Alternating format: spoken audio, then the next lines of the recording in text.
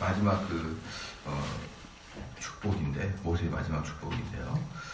20절에서 21절까지는 갓지파에 대한 예언이거든요. 갓지파에 대한 예언인데, 야곱의 축복에서도 이렇게 나타난, 야곱의 축복은 창세기 49장 19절에 나타나는데, 모세의 축복에도 갓지파의 용맹과 호전성이 이제 예언되는데, 이것은 야곱이 예언한 거랑 비슷합니다. 갓지파는 이렇게 호전성, 용맹함 있거든요. 그리고 이제 갓지파 같은 경우는 가나안 땅에 들어가서 제비를 뽑지 않고 기업을 약속받은 사실이에요. 다른 사람들은 여호수아를 통해서 추천을 받는데, 이 갓지파까지는 추천을 받지 않고 모세가 직접 줍니다. 그래서 이제 20절 말씀에 보면은 여기서 갓에 대하여 이르렀을 때 갓을 광대케 하시는 자에게 찬송을 부를지어다. 갓이 암사자 같이 엎드리고 팔과 정수리를 찢는다 그랬대요. 이거 이제 팔은 주로 지혜를 이야기하고, 아니 힘을 이야기하고, 정수리는 지혜를 이야기하는데, 그냥 갓지파는 모든 힘과 모든 모략을 아주 단번에 깨버리는 그런 능력을 가지고 있다는 것이죠. 다른 나라의 힘과 모략 같은 것을, 그야말로 전쟁에 아주 능한 그런 이제 지파가 되겠고요. 그래서 그 다음에 이제 단지파가 나오는데, 21절에는 단지파를 이제 이야기하는데, 단에 대하여는 일렀을 때 단은 바산에서 뛰어나온 사자의 새끼로다 이랬거든요. 그래서 이제 이 갓지파와 단지파는 이렇게 짧게 나와 있지만, 사실 이제 갓지파 같은 경우는 상당히 먼저 기업을 택한 거예요. 뭐냐면 이스라엘의 요단 동편의 땅을 정복하고 나서 갓지파와 므낫세 반지파, 그렇죠. 그 다음에 르우벤 지파가 요단강을 건너기 전 요단 동편에다가 우리에게 이 땅을 주십시오 이렇게 얘기한 거예요. 가나안 땅에 들어가기 전에 가나안 동편이라고 그러거든요. 그것을 이제 영어로는 트랜스 요르단이라고 그래요. 트랜스 요르단이라는데, 가나안 땅을 들어가기 전 요단강 동편을 트랜스 요르단이라고 그러는데, 거기에 땅을 정해요. 갓지파가. 왜냐 그러면 그 땅이 엄청나게 기름지거든요. 엄청나게 기름지고, 그리고 완만한 산등성이고 풀이 많이 나기 때문에 목축을 하는 사람들에게는 아주 최적의 장소가 요단강을 건너기 전 오른편이었습니다. 그러니까 그 땅을 르우벤 지파, 그 다음에 므낫세 반지파, 므낫세 반지파는 므낫세 지파 중에 반 정도의 지파, 그 다음에 갓지파가 여기다가 우리의 땅을 주십시오 이렇게 얘기를 했어요. 그러니까 자기들은 요단강 건너서 그 땅을 정복을 안 하겠다 이런 뜻이 있었던 거고, 이 땅이 너무나 좋아 보이니까 욕심이 벌컥 생기는 거예요. 그러니까 이제 모세가 뭐라 그러냐면은, 너희들을 줄 테니까 가나안 땅 점령 시에 너희들이 최선봉에 서라 이 약속을 했던 것입니다. 그래서 그때 그렇게 약속을 하고, 그러면은 그 갓지파와 르우벤 지파 이런 애들 있잖아요. 결국은 최선봉에 서야 되니까 싸움의 도사가 돼야 되겠죠. 싸움의 도사가 돼야 되고, 지난번에도 말씀해 드렸지만 이 이스라엘을 침범하려면 무조건 이 지금의 중동 지역에 있는 이라크나 사우디나 이런 얘들이 이제 어떻습니까? 이스라엘을 침공하려면 무조건 동편을 치고 들어와야 되는 것이죠. 무조건 우리나라도 북한이 치고 들어오려면 무조건 경기도는 치고 들어와야 되듯이 그랬잖아요. 그렇기 때문에 그곳이 이제 갓지파가 들어간다. 그럼 거기는 맨날 싸움만 하는 지파예요. 앞으로도. 그러니까 걔네들한테는 모세가 어떤 축복을 내려줍니까? 또 야곱도 똑같은 축복을 내려주는 거예요. 전쟁에 능하고, 그렇죠. 다른 이방 나라들의 팔과 지혜를 한 번에 격파할 수 있는 그런 축복을 내려주는데, 사실은 그런 것 같습니다. 이런 식의 장소에 있으면 뭐 아니면 도예요. 완전히 이제 뭡니까 그 열강들에서 깨어져 버리든지 열강들 속에서 살아서 아주 단단한 민족이 되든지 둘 중에 이제 하나가 될 겁니다. 전통적으로 이렇게 열강들 속에서 이제 조그만 나라로서 살아났던 나라가 어디냐 그러면요, 그 네덜란드도 위로는 그 스웨덴이라는 나라가 우리나라 땅보다 30배나 큽니다. 30배나 우리 한국보다 30배나 큽니다. 엄청난 왠지 읽어보면 스웨덴은 작은 나라 같죠. 엄청난 큰 나라예요. 스웨덴, 노르웨이, 그 다음에 러시아, 그 다음에 아래로는 독일, 또 저쪽 해안 그쪽으로는 영국, 강대국, 세계 강대국들이 이 네덜란드라는 나라를 딱 싸고 있는데, 네덜란드는 손톱만한 나라예요. 손톱만한 나라. 거기서 자생했던 나라가 네덜란드고, 그래서 네덜란드는 중세 이후에 근세 초기에 세계 최강대국이었어요. 네덜란드가 최강대국. 강소국입니다. 강소국. 그 다음에 두 번째가 아주 죽어버릴 뻔하다가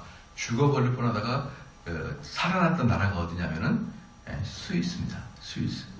스위스도 독일, 프랑스, 이탈리아 이런 나라를 크게 하는 아주 손톱만한 나라죠. 손톱만한 나라. 그러나 이런 모든 나라보다 더 이렇게 강대국, 지구상 최강대국들이 모여있는 나라 중에 가운데가 대한민국이에요.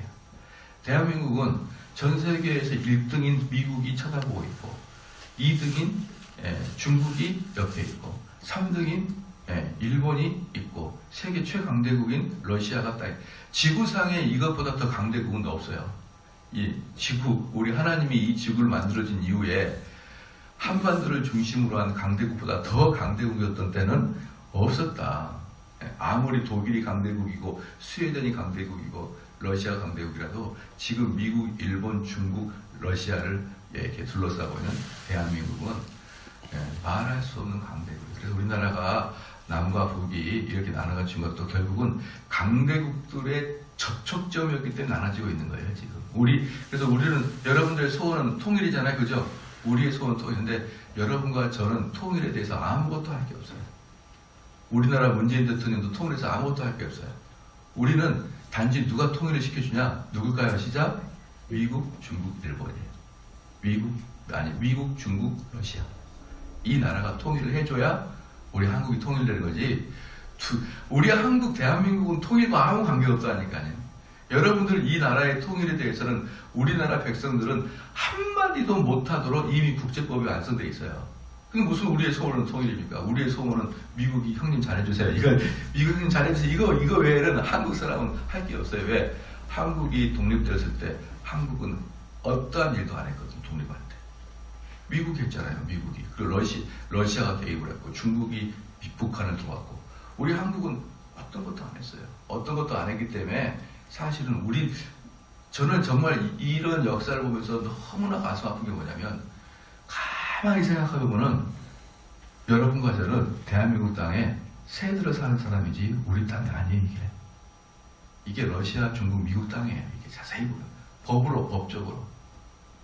그래서 우리는 새빵 살면서 우리의 소원은 이 집 내 거, 이건 똑같은 거예요. 그래서 아무런 법적 효력이 없고, 그래서 이번에 문재인 대통령이 운전석 이론? 내가 이제 운전할 테니까 좀 뒤로 물러주십시오. 그러니까 중국과 미국이 속으로 웃기는 짜장면이 나타나가지고 참 희한한 일을 한다라고 하고, 지금 그게 국회 정세입니다. 재밌지 않나요? 저는 그걸 보면서 이번에 알면서 정말 깜짝 놀랐어요. 야, 이거 우리나라가 아무것도 아니구나. 이게 희마리가 없구나. 그런데요, 잘 보십시오. 미국이 달렸어요. 미국이 통일시켜줄게 못해요. 중국도 러시아도 안 됩니다. 미국이 그냥 통일시켜줄게. 그러면은 통일은 되게 되겠습니다. 그래서 우리는 통일을 하기 위해서 북한과 대화하는 게 중요한 게 아니고, 미국 형님한테 잘 보여야 되고, 미국이 통일이 되면은 우리 미국한테 큰 유익이 있다라고 확신되면 미국은 시켜줄 거예요. 미국에 손에 달렸다니까요. 근데 결사적으로 반대가 누굴까요? 중국이죠. 왜냐하면 미국이 통일시켜주면은 신우주 그 북한 꼭대기까지 중국 턱 아래 미국이 들어오게 되기 때문에 중국이 결사적으로 반대하는데, 그래도 미국이 해줘야겠다 그러면은 되게 되어 있는 것입니다. 우리 독일 통일도 미국이 오케이 해가지고 된 거예요. 독일 통일도. 자, 어쨌든 말씀 옆으로 빗나갔는데, 이 갓지파가 꼭 그런 지파예요. 작고 열강들 사이에 딱 들어가 있고, 그렇기 때문에 하나님이 이들에게 엄청난 강대국을 주시는 거예요. 엄청난 강대국. 그래서 21절에도 이제 봤고 22절에도 단지파도 봤는데, 이 단지파도 어떤 거냐면 바산에서 뛰어나오는 사자 새끼와 같다 그랬거든요. 이 바산이 어디냐면요, 가나안 땅 남부를 이야기합니다. 남부를 이야기하는데, 이 바산이 정확하게 말하면 이 단지파가 어디에 지금 속해 있냐 그러면 저기 그 가나안 땅 밑에 사해바다를 중심으로 들어가 있는 거예요. 그러니까 여기에 지금 그 단지파가 들어가야 되는데, 이 단지파는 어떠냐 그러면은 사자와 같이 용맹하다 그랬거든요. 사자와 같이 용맹하는데, 이 야곱은 창세기 49장 21절 말씀에 49장의 말씀에 49장 17절 말씀에 단지파를 교활한 뱀처럼 표현합니다. 교활한 뱀처럼. 그런데 야곱은 교활한 뱀이라고 표현했는데, 모세는 사자 새끼와 같다 그랬습니다. 그런데 야곱의 이야기에는 상당히 단지파를 경멸하듯이 복을 줬고, 이 모세는 단지파를 상당히 용맹한 지파라고 이렇게 지금 사자와 같다 그랬거든요. 그런데 결국은 단지파는 망해요. 왜 망하냐면, 단지파는 그 당시 최고 강대국인 블레셋을 치워야 됩니다. 그 가나안 땅에 들어가면은 이제 가나안 땅을 다 점령해야 될 거 아닙니까? 근데 하필이면 단지파가 점령해야 될 그 지분이 그 당시 최고 강대국인 블레셋을 점령해야 되는 이 운명에 처하게 된 겁니다. 이 블레셋이 뭐냐 그러면 그 당시에 그 해변을 장악하고 있는 철기 문화를 자랑하고 있는 최고의 문명의 사람이에요. 철기 문화를 자랑한다는 게 무슨 뜻이냐 그러면은 모든 무기를 칼과 활을 가지고 있다는 뜻이에요. 철기 문명은. 그럼 철기 문명 이전에 무슨 문명이라 했습니까? 청동기 문명이에요. 청동기 문명. 청동기는 문명이 뭐냐 그러면 청동기로 칼을 만든다는 거예요. 청동기로 활을 만들고 청동기로 갑을 만든다는 것이죠. 그럼 청동기는 뭐냐면 지금도 청동으로 무엇을 만들면 대단히 비싸요. 대단히 비싸는 게 청동입니다. 그래서 지난번에도 설교를 말씀드렸지만 한 20년 전에 우리나라에 아주 요상한 뉴스가 한번 뜬 적이 있어요. 뭐냐 그러면 다리에 붙어있는 이 무슨 오죽교, 한강대교 붙어있는 그 청동으로 만든 간판이 있잖아요. 또 학교 가면 무슨 삼성초등학교 이 붙어있는 게 청동이에요. 그걸 다 뛰어가는 놀라운 그 사건이 20년 전 뉴스에 아주 왜 그럴까요? 청동은 때가면 비싸요. 지금도 비쌉니다. 그러기 때문에 청동기 문명은 뭐냐면 왕들이나 칼을 가지고 있지 나머지는 전부 다 돌이나 몽둥이로 싸우는 거예요. 그러면 상대는 철기야. 철기는 그때도 뽑아내기가 싸요.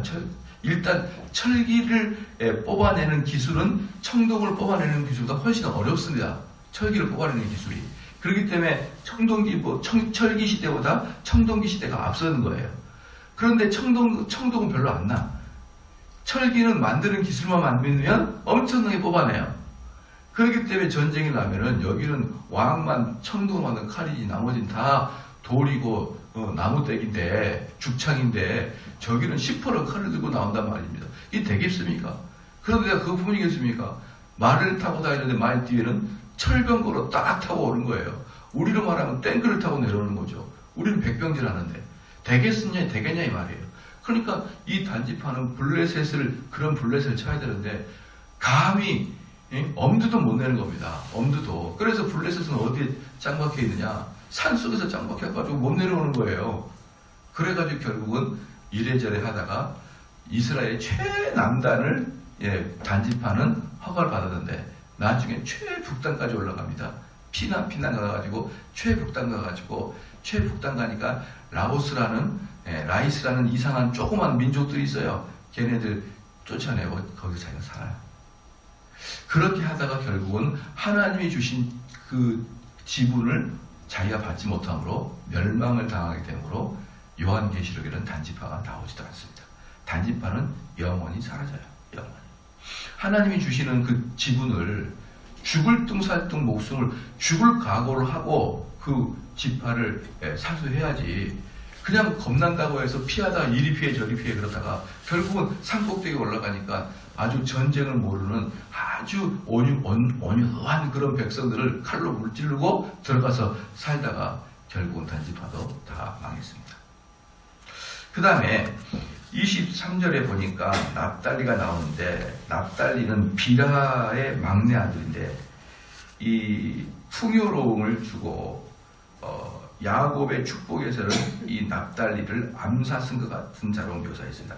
납달리에 대하여는 일러스되 은혜가 족하고 여호와의 복이 가득한 납달리여 너는 사방과 남방을 얻을지로다.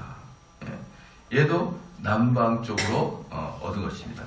그 다음에 아셀 지파에 대하여 일렀을 때 아셀은 다자한 복을 받으며 그 형제에게 기쁨이 되며 그 발이 기름에 잠길지로다. 이 아셀 지파는 어떤 복을 받았냐면 인구가 번성한 복을 받았어요. 그래서 모세 시대 때 두 차례의 인구조사를 했거든요. 처음에 모세가 인구조사하고 민수기 1장에 그 다음에 마지막에 모세가 민수기 26장에 두 번째 조사를 합니다. 그러니까 이것은 뭐냐 그러면요. 처음에 조사는 뭐냐. 이스라엘 사람들이 출애굽했을 때 숫자를 카운트해야 될 거 아닙니까? 그때 1차 조사. 2차 조사는 또 언제냐 그러면은 이제 1세대들이 다 죽고 2세대들을 인구조사할 때였어요. 두 번의 인구조사를 딱 하는데 거의 대부분은 광해에서 다 죽었잖아요. 20세 이상은 광해에서 다 죽었기 때문에 거의 대부분은 숫자가 대동소이합니다. 지금 무슨 말이냐? 20세 미만이 살고 결혼해가지고 다시 아이를 출산했잖아요. 그 숫자하고 광야에서 자기들의 부모들이 죽은 숫자가 거의 비슷했어요. 그렇기 때문에 다른 지파들은 숫자가 비슷하거나 심지어 어떤 지파는 숫자가 줄어들어요. 그런데 이 아셀 지파는 첫 번째 인구조사 때 민수기 1장 41절에 4만 1000명밖에 안 됐었습니다. 그런데 두 번째 인구조사 때 민수기 26장 47절에는 5만 3000명으로 인구가 확 늘었어요. 그러니까 다른 그 지파들은 인구가 대동소이했다니까요. 비슷했어요. 대부분 약간씩 줄어들었고 결국은 출애굽할 때도 약 200만 명, 마지막 가나안 점령 들어갈 때도 약 200만 명, 거의 숫자가 비슷했는데 이 아셀 지파만 급속하게 숫자가 늘었어요. 이것은 대단히 큰 축복이었다. 이건 축복이었고 그 다음에 24절에 기름이 잠길지르다. 그 밭이 얼마나 풍족했으면 기름이 그냥 발에 딱 잠그면 너무나 윤기가 부들부들한 그런 땅이다. 그런 땅이다. 그뿐입니까? 25절에 내 문 빗장에 철과 놋이 될 것이니 내 사는 날을 따라서 능력이 있으리다. 이게 뭐냐면 내 문 빗장은 철과 놋이 될 것이다. 이것은 뭐냐면 아주 단단한 요새의 성을 가지게 될 것이다. 단단한 요새의 성. 이게 내 문 빗장에 철과 놋이라는 뜻이에요. 단단한 성을 가질 것이고 네가 사는 날 동안에는 아주 능력 있는 그런 족속이 될 것이다 라고 하면서 아셀 지파도 상당한 큰 모세로부터 축복을 받습니다. 26절에 여수룬이요. 여수룬이 뭐라고 했나요? 여수룬은 이스라엘은 의로운 백성이다. 이스라엘은 하나님으로 선택된 백성이다. 라는 뜻의 이스라엘에 대한 애칭입니다. 애칭. 아이고 내 사랑하는 요셉이요. 제가 지난번에도 말씀드렸지만 다니엘이라고 표현하죠. 영어에서는 다니엘이라고 그러잖아요. 다니엘. 근데 다니엘에 대한 애칭이 딘입니다. 딘, 제임스 딘 이렇게 그 애칭이 있어요. 그것처럼 이스라엘에 대한 애칭은 여수룬, 아주 사랑스럽게만 아주 귀한 이스라엘아 이렇게 부릅니다. 여수룬이여 하나님 같은 자 없도다. 그가 너를 도우시려고 하늘을 타시고 궁창에서 위엄을 나타내시도다. 여수룬아 내 사랑하는 이스라엘아 이 말이에요. 너를 위해서 하나님이 하늘에서 구름 타고 너를 지켜보아야겠다. 하나님이 하늘에서 구름 타고 공중에서 내려오신다. 이것은 뭐냐면 권능의 하나님이 너를 보호하겠다. 이런 뜻입니다. 27절에 영원하신 하나님이 너의 초소가 되시니 그 영원하신 팔에 네 아래에 있도다. 그가 내 앞에서 대적을 쫓으시며 멸하라 하시도다. 이스라엘아 이 가나안 땅의 점령은 내가 해주는 것이지 네가 하는 게 아니다. 너가 사실은 전쟁을 통해서 열심히 싸워서 이기는 것 같지만 사실은 너가 아니고 하나님이다. 이게 보십시오. 이게 완전히 합법적이에요. 방금도 제가 말씀드렸죠. 우리나라가 이 땅이 우리나라의 것이라고 안 했죠. 국제법상으로. 그거 여러분이 억울해도 어쩔 수 없어요. 국제법상으로 이 땅은 우리 땅이 아니에요. 누구의 땅이라 뜻하죠? 시작. 정확하게 말하면 미국과 러시아의 땅이에요. 이 땅은 억울해도 어쩔 수 없습니다. 그건 어쩔 수 없어요. 왜 미국과 러시아의 땅일까요? 시작. 2차 세계대전 때 일본을 무찌른 것은 미국과 러시아였거든요. 우리나라는 전쟁에 참여했다 안 했다? 안 했잖아요. 우리는 전쟁에 참여하지 않았으니까 주권은 우리나라한테 없다니까요. 이 땅이. 그럼 이 땅의 주권이 우리에게 있으려면 우리가 뭘 했었을 겁니까? 뭘 해야 됩니까? 시작. 전쟁에 참여해야 되죠. 일본을 대항한 전쟁에 참여했어야죠. 2차 세계대전 때 우리나라가 군대가 일본을 대항해서 싸워야죠. 그러면 일본이 항복했을 때 전쟁에 참여하는 모이십시오 라고 해가지고 그렇게 모여서 회의를 하면서 너는 이쪽을 관리하고 이쪽을 관리하고 이게 국제법이에요. 이 나라를 지배하고 있던 일본을 무찔러 준 나라의 것이다 이 말입니다. 그러니까 우리가 만약에 이 땅에 대해서 입을 크게 열고 당신들 나가! 이렇게 말할 수 있는 권세가 있으려 그랬다 그러면 언제? 일본이랑 싸울 때 우리가 정규 군대가 있어서 여기 중요한 게 뭐냐면 정규 군대 말입니다. 의병이나 소규모로 전쟁이 일어나는 거 말고 정규 군대로 미국과 일본이 전쟁하듯이 우리가 일본과 전쟁을 했었어야 됩니다. 근데 우리는 그때 전쟁할 수 없었죠. 왜? 이미 한일합방이 된 상태고 오히려 우리나라 사람들은 일본에게 징집돼가지고 만주에서 일본으로 싸우고 있었는데 어떻게 우리가 이 나라를 우리 땅을 하고 지구를 요구할 수 있겠습니까? 그것처럼 정말 이 땅에서 네가 합법적으로 내 땅이라고 요구할 수 있는 것은 네가 전쟁에 직접 참여해야 된다는 거예요. 그렇기 때문에 지금 하나님께서는 이스라엘 너희들은 내가 이 땅을 너희들한테 줄 테니까 네가 전쟁을 해 이거예요. 그러니까 하나님께서 말씀하신 게 뭐냐면 이 가나안 땅은 내가 너희들한테 이기게 해줄게. 내가 이미 얘네들 이겼어. 그러나 너가 땅을 딛고 다녀가면서 네가 정복 전쟁 네가 해야 돼. 그래야 이 땅은 너 거야. 이렇게 말씀하시는 게 지금 하나님입니다. 하나님께서는 우리가 자고 일어나니까 지난주에도 말씀드렸지만 자고 일어나니까 얘들아 어제 우리 독립했대. 조선 사람들이 그런 거예요. 어제 우리 독립했대. 아이고 그래? 그럼 나가서 만세 부르자. 그래서 만세 부르는 겁니다. 우리는 독립에 하나도 기여를 안 했어요. 독립에. 자다가 일어나니까 눈을 뜨니까 독립이 되어 있는 겁니다. 여러분 그러니까 우리 입에서 이거 우리 땅이라는 권세가 아무것도 없어진 거예요. 아무것도. 가만히 있다가 얻어진 독립, 그 다음에 어떤 일이 발생합니까? 남북으로 나누고 전쟁이 나고 난리가 나는 겁니다. 난리가.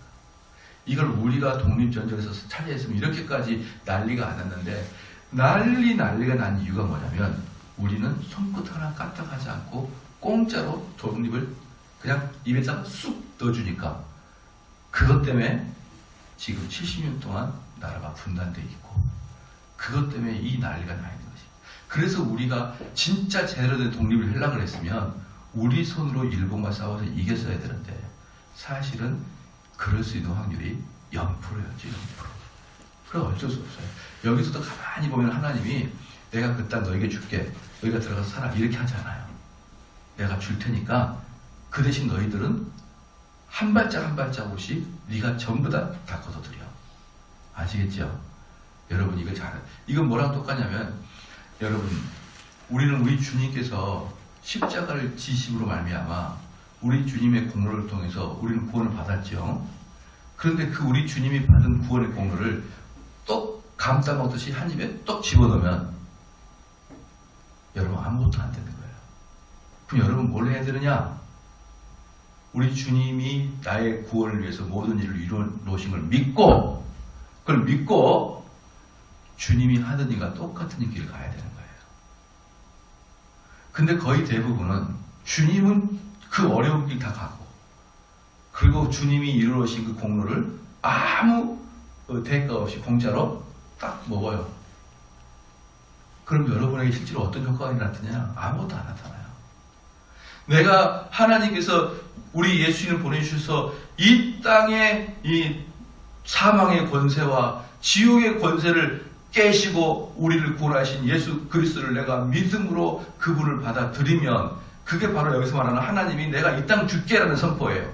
그래서 죽음의 권세를 깨심을 믿었으면 우리 주님이 그 가신 길을 우리도 걸어가야 되는데, 그걸 못하고 있는 거예요. 단지파처럼 숨어가지고, 목사님 강대상에서 말하기 쉬운데 현장에서는 그게 얼마나 어려운 줄 아세요? 그렇게 막 이렇게 해가지고 그 길을 못 가고 마는 것이죠. 그럼 여러분 단지파처럼 끝납니다.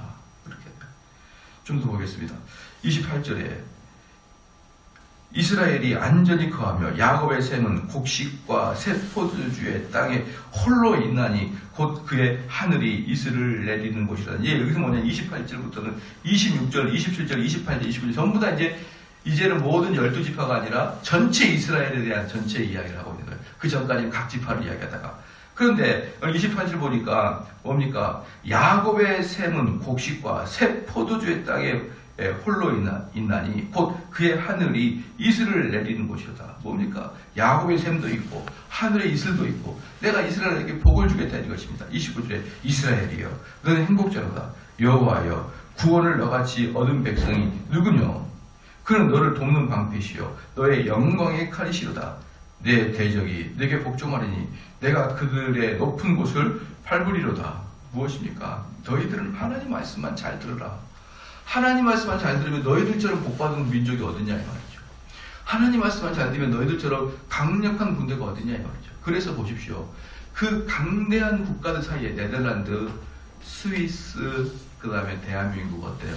강력한 나라에 살면은 하나님이 복을 주신다 그러면 그 조그만 나라가 엄청나게 강대해집니다. 엄청나게. 그 조그만 나라는 어때요? 한번 그 스위스 같은 경우도 독일이 그냥 쓸고 지나가면 끝 아닙니까? 프랑스가 쓸고 지나가면 끝이잖아요. 그런데 그런 강대국 사이에서도 하나님을 믿고 사는 그 작은 나라들은 오히려 강력하게, 그래서 서로 누구 하나 함부로 침입하지 못하게. 여러분 우리나라를 누가 침입할 수 있을까요? 한번 생각해 보십시오. 대한민국을 누가 침입합니까? 중국? 손도 못 댑니다. 왜? 누가 있으니까? 일본, 미국이 있으니까. 미국이 침입합니까? 누가 있는데? 중국이 있는데 어떻게 침입해요? 아무도 침입 못해요. 우리나라는. 침입했다 그러면 최강대국들이 너희들 왜 들어와? 이거.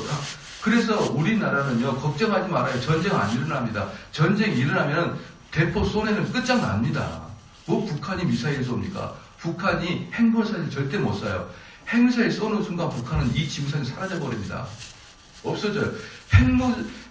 북한이 미사일 쏘거나 북한이 대포 쏘거나 북한이 정면전만 하기를 기다리고 계시는 분이 저기 아메리칸 사람인데 한 번만 쏴달라. 한 번만 쏴주면은 내가 너희들의 흔적을 지워주겠다. 이러고 앉아있는데 거기다가 대포를 쏩니까? 못 쏴요. 절대 걱정하지 마십시오. 절대로 못 쏩니다. 이게 무슨 뜻이냐면 하나님이 대한민국을 보호하고 있다는 뜻이에요. 이런 식으로. 만약에 여러분 미국이 없이 일본만 있다고 생각해봐요. 그럼 중국이 어떨까요? 웃기는 소리 안 해? 쏴봐. 그러면 북한이 김정은이 또 뚱뚱한 애가 막 쏴버린단 말입니다. 그런데 어마어마한 나라들이 이 대한민국을 중심으로 싸고 있기 때문에 누구 하나 미사일을 못 쏘는 거예요. 누구 하나. 아무리 핵폭도 아니고 핵폭도 할아버지고 옛날에 여러분 기억 안 나십니까? 1980년대 미국과 러시아가 핵무기 개발 경쟁했잖아요. 어마어마하게 핵무기 경쟁하다가 그때 어땠나요? 핵무기 하나 잘못 터지면 전 세계 종말하고 3차 세계대전이 일어난다 그랬잖아요. 근데 결과가 뭡니까? 핵무기 감축으로 전부 다 핵무기 줄여나가고 있어요. 하나님이 보호하시면 인간의 야망과 인간의 욕망도 억제시킵니다. 하나님 보호하시면 이런 식으로 그래서 스위스도요. 워낙에 강대국이 싸고 있어가지고 어떤 나라도 나중에 스위스를 침공하지 못했고 네덜란드도 그랬었어요. 그것처럼 여러분 너무 걱정하지 마십시오. 우리나라는 어떻게 하면 됩니까? 기도하면 되는 거예요. 열심히 기도하고 특별히 저는 우리 성도들한테 말씀드리고 싶은 뭐냐면 우리는요 그래도 누구밖에 없다? 미국밖에 없다. 미국밖에. 왜 미국밖에 없냐면요. 우리는 미국 동생이에요. 동생. 친동생. 아니 그럴 수 있나요? 생긴 게 다른데 미국 교회를 받은 나라가 한국밖에 없잖아요. 한번 생각해 보세요. 미국 마음 깊숙한 곳에서는요. 일본을 예뻐하는 게 아니에요. 미국은 종교적인 국가예요. 그래서 미국은 이번에 트럼프가 그랬죠. 일본한테 가가지고 나는 너희들이 진주만 공습한 것을 잊지 않고 있다. 미국은 절대로 일본의 마음을 놓고 있지 않아요. 왜? 두 가지 때문에. 강대국이고 기독교가 아니니까. 근데 우리한테는 마음을 팍 놔요. 왜? 우리는 강대국이 돼봐야 절대로 일본만큼 크지 않고 두 번째 기독교 국가니까. 이 미국과 똑같은 기독교 국가를 갖고 있는 게 아시아에 한국밖에 없어요. 그래서 미국은 한국을 애지중지합니다. 아시겠죠? 너무 걱정하지 마세요. 우리가 미국이 철수하고 미국 안 철수해요. 미국 안 철수하고 안철수네. 미국은 우리를 철수할 수가 없어요. 안철수가 아니라. 그런 걱정하죠. 왜? 하나님이 이 지금 가치파와 이런 여수론처럼 우리를 딱 보호하고 계신 게 우리는 보여요. 그게 역사의 흐름이고 영적인 흐름입니다. 그래서 이럴 때 우리는 뭡니까? 하나님께 매달려야 됩니다. 하나님께 매달려야 되고 그나마 기독교 국가의 미국과 밑에서 형님이라고 잘 섬기고 그러는 것이 우리에게는 살 수 있는 길입니다. 기도하시겠습니다. 하나님 아버지 참으로 감사합니다.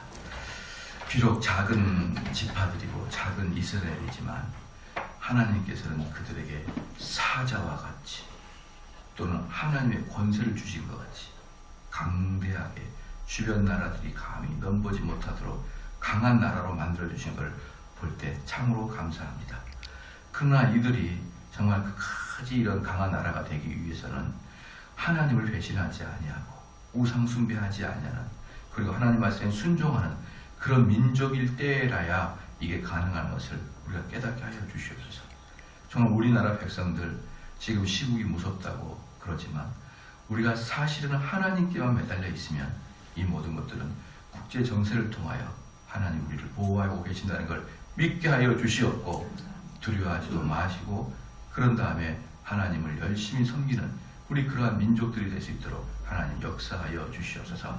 감사드리며 예수님의 이름으로 기도합니다. 아멘.